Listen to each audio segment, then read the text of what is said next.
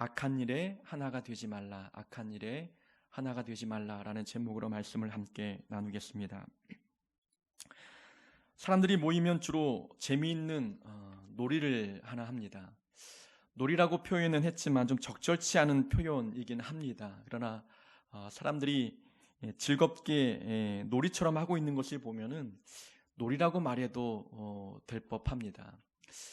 말하고자 하는 놀이가 무엇이냐면 다른 사람을 험담하는 겁니다. 사람들이 모이면 그 자리에서 누군가를 이제 험담하는 놀이를 하는 거지요.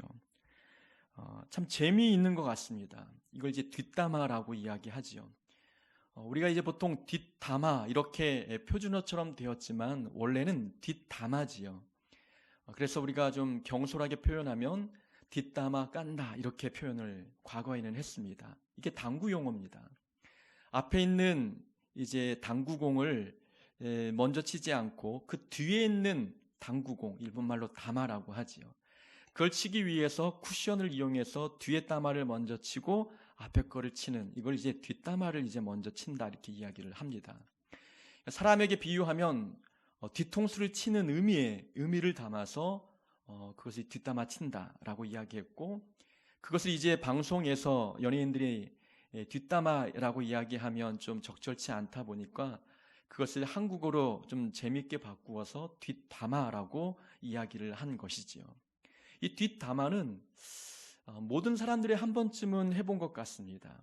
뒷담화를 하면 참 즐겁고 또 재미있습니다. 월요일마다 가끔 이제 카페에 앉아서 책을 보는데 전에도 말씀을 드린 것 같습니다. 여서동에 작은 카페에 앉아서 책을 보고 있는데 한 4-5명 되는 여자분들이 몰려 들어왔습니다. 주도적인 임무를 하는 분 이야기를 들어보니까 한 교회 권사님이었던 것 같습니다. 나머지 분들도 권사님인지 모르겠지만 주도적인 역할을 맡고 있는 분은 이제 다른 분들이 부르는 호칭을 보니 권사님이었고, 다니고 있는 교회 이름도 제가 알고 있고 그분들의 교회 담임 목사님도 알고 있는 분이었습니다. 그러다 보니까 관심이 가고 또 좁은 카페다 보니까 그분들이 하는 이야기가 다 들리는 겁니다. 같은 교회를 다니고 있는 분들 같은데 보통 같은 교회 다니는 분들이 모여서 뒷담화를 하면 누구 이야기를 하겠습니까? 대부분 목사님 이야기를 하지요. 목사님이 부임해 온 지 얼마 되지 않았는데 그분에 대한 평가를 하는 겁니다. 무엇이 좋고 무엇이 틀렸고 무엇이 단점이고, 그래서 본인이 섭섭한 부분을 목사님께 가서 따졌다는 둥 모험담처럼 영웅담처럼 이야기를 합니다. 그렇게 그 이야기에 동참하는 사람들의 표정과 얼굴을 보니까 깔깔거리며 웃지는 않지만 굉장히 생기발랄해 보였습니다. 뭔가 내 가려는 부분을 긁어주는 것 같고, 그 대화에 적극적으로 동참하지 않는 자들, 그들의 표정도 공감하는 듯한 표정, 뭔가 정말 재미있는 놀이에 함께 빠져드는 것처럼 아주 밝고 즐거워하는 모습이었습니다.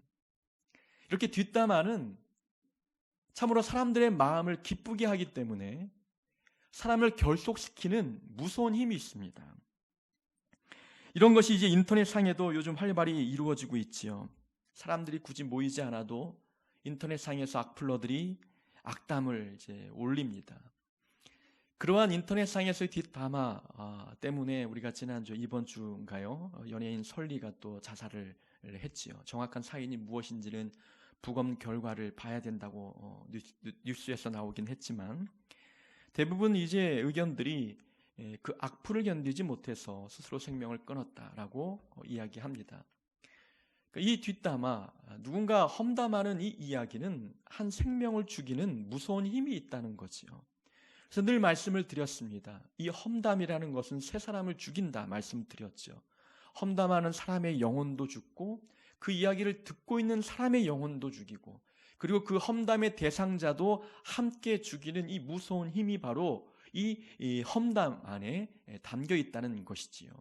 그만큼 굉장히 이 험담에 동참하는 일이 얼마나 무서운지 우리에게 보여주고 있습니다. 그런데 험담에는 신비한 힘이 있습니다. 험담에 동참하는 모든 사람들은 하나가 됩니다. 굉장히 친근해지고 같은 편인 것 같은 이 같은 동질감을 느끼게 된다는 거죠. 근데 재밌는 것은 누군가를 칭찬하는 그 칭찬의 그 모임 속에는 하나가 되지 않습니다. 누군가 칭찬하기 위해서 그 사람 이름을 거론하면 그 모임 중에 시기하고 질투하는 사람이 있기 때문에 칭찬을 통해서는 하나가 되지 않아요. 그 칭찬에 동조하지 않는 사람이 분명히 있기 때문이죠. 그러나 누군가 험담하고 비난하고 욕하는 그 일, 그 모임 속에는 시기 질투가 없기 때문에 모든 사람들이 쉽게 하나가 되는 모습을 볼 수 있습니다. 이렇게 험담은 사람을 모으는 힘이 있습니다. 전부 다 내 편이 되는 것 같습니다. 그러면 누가 좋아하겠습니까? 험담하는 일에 하나가 된다. 악한 일에 하나가 된다면 결코 하나님이 기뻐할 일이 아니죠. 좋은 일에 하나가 된다면, 누군가를 칭찬하는 일에 하나가 된다면 하나님이 기뻐하시겠지만, 험담하는 일에 하나가 되는 모습을 가장 기뻐하는 존재는 사단이라는 거죠.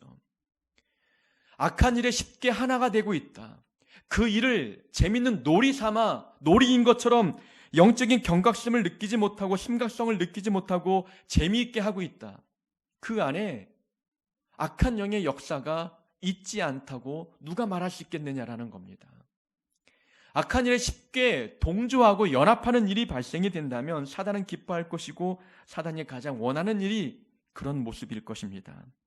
사단의 역할은 사람을 미혹하고 참소하고 그리고 모함합니다. 참소한다는 말은 없던 일을 있는 것처럼 꾸며서 거짓말하는 것을 의미하지요. 사단의 역할이 그러하기 때문에 사단이 강하게 역사하는 그 자리에는 거짓과 술수와 그리고 모함, 악한 일에 대한 연합하는 일들이 있게 되는 것입니다. 그럼 우리가 누군가 모여서 험담하는 일에 연합하고 있다면 그 자리에 마귀의 역사가 분명히 있다고 우리는 의심해 봐야 하는 것이지요. 오늘 본문에서도 헤롯과 빌라도가 하나가 되었습니다. 12절에 보니까 그들이 전에는 원수였으나 당일에 서로 친구가 되니라. 그들이 처음에는 원수였다고 이야기합니다. 무엇 때문에 원수가 되었는지는 정확한 기록들은 나와 있지 않습니다. 우리가 추측하건대 이 헤롯은 이제 갈릴리 지역을 다스리고 있던 분봉왕이었고, 빌라도는 이제 로마에서 파견된 이 유대 지역을 다스리고 있는 총독이었습니다. 아무래도 로마의 눈치를 봐야 하는 그런 자리였기 때문에 서로 경쟁하죠. 잘 보이기 위해서 경쟁하다 보니 서로에 대한 시기와 질투가 싹터, 그래서 원수가 되지 않았나 하는 추측을 우리가 해볼 수 있는 겁니다. 둘은 사이가 매우 좋지 않았습니다. 그런데 재미있게도 서로 으르렁거렸던 이 두 관계가 예수님을 죽이는 일, 예수님을 비난하고 조롱하는 일에는 친구가 되었다는 거죠. 하나가 되었다는 겁니다. 선한 일에 대해서 하나가 되지 아니하고 누군가를 죽이는 그 일에 하나가 되고 친구가 되고 있는 이 모습을 보여주고 있다는 것입니다. 이 관계 안에, 이 모임 안에 사단의 역사가 있는 겁니다. 이들의 연합과 이들이 친구가 됨으로 말미암아 죽어나간 분은 예수님이었다는 것이지요. 우리가 악한 일에 가담하면 죽는 분은 예수님입니다. 우리가 험담한 일에 동참하고 누군가 미워하고 비난하는 그 일에 우리가 함께 연합하고 하나가 될 때에 우리 안에 계신 예수님이 죽는 겁니다. 내 안에 계신 예수님이 죽는다는 것은 내 마음, 예수님을 닮은 예수의 마음이 죽는 것이고 내 안에 있는 예수님의 사랑이 죽는 것이며 믿음이 죽고 신앙이 변질되는 일들이 있게 되는 것이지요. 성령이 내 안에 계신다면 그 악한 일에 동조할 수 없습니다. 내가 예수님의 통치 아래에 있다면 어찌 험담하고 비난하고 누군가를 죽이는 그 일에 하나가 되겠습니까? 내 안에 예수의 마음이 죽어가고 있고 내 안에 계신 성령님의 이 사랑과 은혜와 은총과 긍휼이 죽어가고 있기 때문에 악한 일에 너무나 쉽게 하나가 되는 것 아니겠습니까? 사단이 원하는 목적은 딱 한 가지입니다. 나와 하나님과의 관계를 끊어내는 것이지요. 나로 하여금 악한 일에 가담하도록 만들어서 악한 일에 하나가 되도록 만들므로 말미암아 나와 하나님과의 관계를 끊어내는 겁니다. 사단은 오직 그 한 목적을 위해서 우리에게 다가오는 것이지요.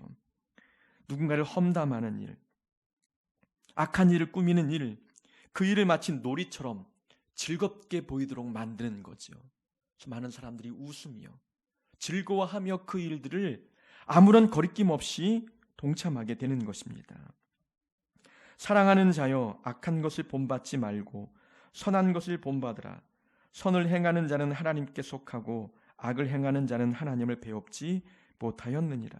요한 3서 1장 11절의 말씀입니다. 선을 행하는 자는 하나님께 속하고, 그러면 선을 행하지 않는 자는 누구에게 속한다는 것입니까? 적어도 하나님께 속하지 않는다는 것을 보여주고 있는 것이지요. 악을 행하는 자는 하나님을 배웁지 못하느니라. 하나님과의 관계가 끊어져 버리는 것입니다. 이것이 사단이 원하는 가장 큰 목적입니다. 보십시오. 아담과 하와, 그들은 선악과를 먹는 일에 하나가 되었습니다. 하나님과의 관계가 단절되고 말았어요. 다니엘은 높은 자리에 올랐던 고위 관리직이었지요. 이방 나라에서 성공한 인물이었습니다. 그를 시기하는 수많은 사람들이 많았습니다. 그래서 다니엘 이외의 다른 총리들이 다니엘을 끌어내리기 위해서 연합했습니다. 모함했습니다. 악한 일에 하나가 되었습니다. 다니엘을 사자굴에 집어넣기 위해서 그들이 연합하였고, 하나님께 기도하며 영광 올려드리는 이 다니엘의 삶을 무너뜨리기 위해서 그들은 거리낌 없이 악한 일에 동조하였습니다. 하나님과의 관계를 끊기 위한 것이 그들의 목적이었습니다. 가룟 유다와 대제사장들이 서로 모의했습니다. 하나가 되었습니다. 오직 예수님을 죽이는 그 일에 그들이 하나가 되고 있는 모습들을 보여주지 않았습니까? 사도행전에는 아나니아와 삽비라 이 부부도 성령을 속이는 일에 하나가 되었습니다. 하나님과의 관계를 끊어놓기 위해서 사단은 끊임없이 과거에도 그렇고 오늘도 그렇고 앞으로도 우리 삶을 유혹하며 악한 일에 하나가 되도록 미혹하게 될 것입니다. 우리가 악한 일에 쉽게 연합하는 이유가 있다면 우리 감정의 문제입니다. 감정을 잘 다스리지 못하기 때문이죠. 대부분 험담하는 사람들의 그 마음을 보면 옳고 그름을 판단해서 그러기 때문에 그들이 연합하는 게 아니죠. 그저 누군가 미운 겁니다. 진리가 뭐고 진실이 뭔지 따지는 것 그들에겐 중요하지 않습니다. 그저 내가 미운 사람을 함께 험담하는 그 일이 즐거운 겁니다. 나에게 시기와 질투의 감정을 불러일으키는 그 사람을 같이 사람들이 둘러앉아 그 사람을 도마 위에 올려놓고 이야기하는 그 일이 그냥 즐거운 겁니다. 그 사람에 대한 부정적인 감정이 원인이 되어서 악한 일에 쉽게 가담하게 되는 일들이 발생이 되는 것이지요. 문제는 감정입니다. 아담과 하와가 선악과를 먹는 일에 함께 가담을 했습니다. 하나가 되었죠. 그들의 근본적인 감정은 무엇 때문입니까? 하나님처럼 되고 싶은 거였어요. 욕심입니다. 욕망입니다. 그런 욕심과 욕망의 감정을 다스리지 못해서 그들이 악한 일에 하나가 되었습니다. 다니엘을 모함하는 다른 총리들의 마음의 그 근본 원인은 무엇이었습니까? 시기와 질투였습니다. 저 사람만 아니면 내가 그 자리에 올라가는 것인데 라고 하는 시기와 질투의 감정이 있고 다니엘을 향한 미움의 감정이 있었습니다. 이 부정적인 감정이 악한 일에 하나가 되도록 만들었습니다. 가룟 유다도 물질에 대한 욕심이 있었습니다. 아나니아와 삽비라 부부도 물질에 대한 욕망을 떨쳐버리지 못했죠. 탐욕이 문제였습니다. 그들의 감정이 문제였죠.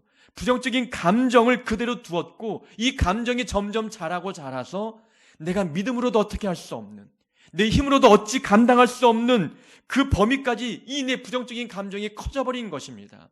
내가 끌려다니는 거죠. 악한 일에 하나가 되도록 이 부정적인 감정이 만든 겁니다. 빌라도도 예수님이 죄가 없다는 것을 진작 알았습니다. 그러나 죄가 없는 분을 자기 손으로 심판하는 것이 꺼림직해서 갈릴리 지역을 관할하고 있던 헤롯에게 예수님을 보낸 것 아니겠습니까? 빌라도는 사람들이 두려운 거예요. 내 자리를 잃을까 봐. 자리에 대한 욕심이 문제였습니다. 로마의 눈치를 보고 사람들의 마음에 합한 행동을 해줘야만 내 자리를 지키기 때문에 이 자리에 대한 욕심, 명예욕, 권력욕, 이 감정 안에 싹트고 있는 욕심들을 제거하지 못하니 악한 일에 하나가 되는 결과를 맛보았습니다. 우리가 악한 일에 연합하지 않기 위해서는 우리 감정을 잘 다스려야 합니다. 미움의 감정이 올라오면 빨리 용서해 버려야 되는 겁니다. 시기 질투의 감정이 싹트기 시작하면 그냥 그 상대를 인정하고 축복해 줘야 되는 거죠. 욕심의 마음이 더 크게 자라기 전에 싹을 잘라버려야 되는 겁니다. 내 감정이 내가 컨트롤할 수 있다고 자부하겠지만, 그러나 마음에 자라는 이 부정적인 감정의 씨앗들을 미처 제거하지 못하면 내 힘으로 제어할 수 없는 그 분량만큼 그 부정적인 감정들이 자라게 됩니다. 그런 면에서 요나단은 참으로 훌륭한 사람이었습니다. 요나단은 그 아버지가 이스라엘의 초대 왕 사울이었죠. 사울 왕은 다윗을 죽이려고 혈안이 되어 있었습니다. 다윗이 미웠습니다. 질투가 났습니다. 백성들에게 인기를 얻어가고 있는 이 다윗이 너무 밉고 자기 자리에 대한 욕심, 이 자리를 놓칠 것 같은 두려움 때문에 다윗을 죽이고자 했습니다. 그런데 요나단은 아버지의 계획에 동조하지 않았습니다. 생각해 보세요. 다윗이 나타나지 않았다면 아버지의 뒤를 이어 왕이 될 수 있는 유력한 후보는 요나단이었습니다. 용맹했고 믿음도 있었습니다. 그런데 요나단은 다윗을 위해 일합니다. 다윗의 생명을 지켜주는 결정적인 역할을 하지 않습니까? 아버지가 다윗을 죽이려고 할 때에 다윗에게 그 사실을 알려주고 도망가도록 협조했습니다. 악한 일에 하나가 된 것이 아니라 다윗과 하나가 되었고 하나님의 일에 하나가 되었습니다. 요나단이 다윗에게 이렇게 말합니다. 평안히 가라. 우리 두 사람이 여호와의 이름으로 맹세하여 이르기를 여호와께서 영원히 너와 나 사이에 계시고 내 자손과 내 자손 사이에 계시리라 하였느니라. 사울 왕의 악한 계획을 다윗에게 알려주고 도망가도록 도와줄 때 요나단이 했던 말입니다. 여호와께서 영원히 나와 너 사이에 계시고 내 자손과 너의 자손 사이에 계시리라. 요나단은 욕심이라는 감정이 그를 붙잡지 않았습니다. 요나단은 죄에 묶이지 않았어요. 악한 일에 하나가 되는데 자기의 마음을 내어주지 않았습니다. 요나단은 명예욕, 시기 질투, 이 감정의 노예가 된 것이 아니라 하나님께 붙들림 받은 자였습니다. 너와 내 사이에는 하나님이 계시다는 거죠. 이 하나님, 신앙과 믿음의 끈 안에 자기의 영혼을 묶어두고 있는 요나단의 모습이었습니다. 누구보다 다윗이 싫었을 법합니다. 자리 욕심이 있었다면, 내가 왕이 되고 싶은 욕망이 있었다면 누구보다, 사울 왕보다도 어찌 보면 요나단이 다윗을 더 미워해야 정상 아니겠습니까? 그러나 요나단은 마음에 다윗을 미워하는 감정이 없었습니다. 하나님의 계획을 믿었고 그리고 하나님이 세운 다윗을 인정했습니다. 그의 마음, 그의 감정을 잘 다스리니 아버지였던 사울 왕의 계획에 하나가 되지 않는 훌륭한 믿음의 모습을 우리에게 보여주지 않습니까? 악한 일에 하나가 되는 원인은 우리 마음에서 출발합니다. 우리 감정이 문제라는 것이지요. 이 부정적인 감정을 속히 덜어내지 아니하면 우리도 언제 가룟 유다처럼, 헤롯과 빌라도처럼, 또 수많은 악한 일에 가담했던 그들처럼 우리도 악한 일에 하나가 되는 것을 즐거워하며 놀이처럼 여기는 자들이 되고 말 것입니다. 빌라도는 말씀드린 대로 예수님이 죄가 없다는 것을 알았습니다. 그러나 풀어주지 않은 이유는 군중들 때문이죠. 빌라도는 진리 편의 선자가 아니라 사람 편의 선자입니다. 악한 일에 동조하지 않기 위해서 우리가 해야 될 것 또 하나가 있다면 진리 편에 서는 겁니다. 사람 편에 서는 것이 아니라 진리 편에 서는 것이지요. 사람 편에 서면 옳고 그름을 판단하지 못합니다. 이 다수의 의견, 또 나와 친분 있는 사람의 의견, 이게 더 중요해 버리는 거예요. 무엇이 진리인지 그걸 파악하기 전에 친분 관계가 진리를 덮어버리는 거예요. 다수의 의견이 진리를 덮어버리는 일들이 있게 되는 겁니다. 우리는 믿음 있는 자로서 진리 편에 서야 합니다. 사람 편이 아니라 진리 편에 서야 하지요. 본문에 나온 헤롯도 처음에 예수님을 보고 기뻐했습니다. 헤롯이 8절에 보니 예수님을 보고 매우 기뻐했다라고 표현되어 있습니다. 그 기쁨은 소문으로만 들었던 예수님을 직접 만나는 이 기대감에서 오는 기쁨이었습니다.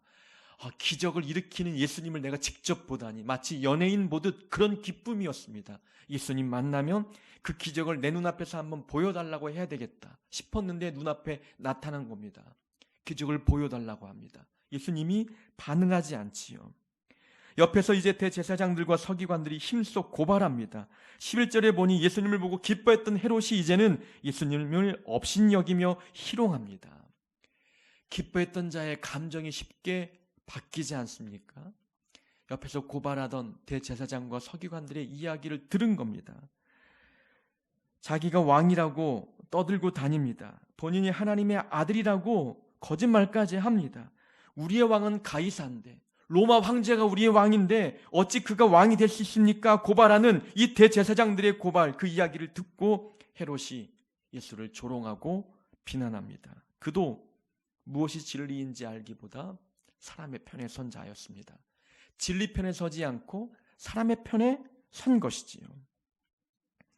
진실하지 못한 자들은 편을 만듭니다. 진실은 언젠가 이기게 되어 있습니다.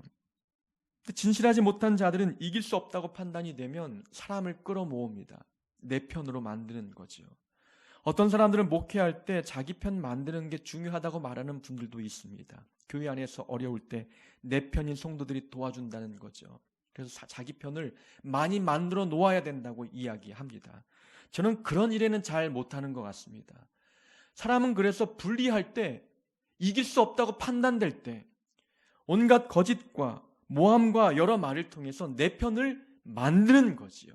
사람을 자기 편 만들어 사람 편에 서는 그 일이 하나님 볼 때에 과연 기뻐하는 일이 되겠느냐라는 겁니다. 저는 사람을 자기 편 삼아 교회를 더 어지럽게 하는 모습들을 수도 없이 봐왔습니다. 교회 갈등의 상황에서 어떤 분은 진리 편에 서서 열심히 일하는 분이 계셨지요. 근데 반대쪽에 계셨던 분이 그 사람을 험담하면서 성도들을 자기 편으로 만드는 겁니다. 이분은 옳은 일을 한다고 애를 쓰며 열심을 다했지만 이미 험담하는 이야기를 듣고 등을 돌린 교인들에게 미운 털이 박혀버렸습니다. 자, 성도들이 누구 편을 들겠습니까? 이미 자기 편을 만든 사람을 따라가게 되어 있는 거예요. 아무리 이분이 진리 편에 서서 옳은 말을 해도 귀에 들어오지 않는 겁니다. 너나 잘하라는 거죠. 사람들은 이길 수 없다고 판단될 때, 진리를 정당한 방법으로 이길 수 없다고 판단할 때는 사람을 자기 편 만들어 사람 편에 서는 일들이 있게 되는 것입니다. 믿는 자들은 진리 편에 서야 하는 것 아니겠습니까? 아무리 친분 있는 관계라 할지라도 친분 관계에 마음을 두고 사람 편에 서서 무엇인가 결정하기보다는 무엇이 진리인지, 무엇이 진실인지, 무엇이 옳은 것인지 이것을 판단하여 그 편에 서는 것이 믿음 있는 성도의 모습 아니겠느냐라는 겁니다. 죄가 없다면 석방해야죠. 아무리 많은 사람들이 그것은 아니라고 말한다 할지라도 진리 편에 설 수 있는 사람이라면 그렇게 해야 되는 것 아니겠습니까?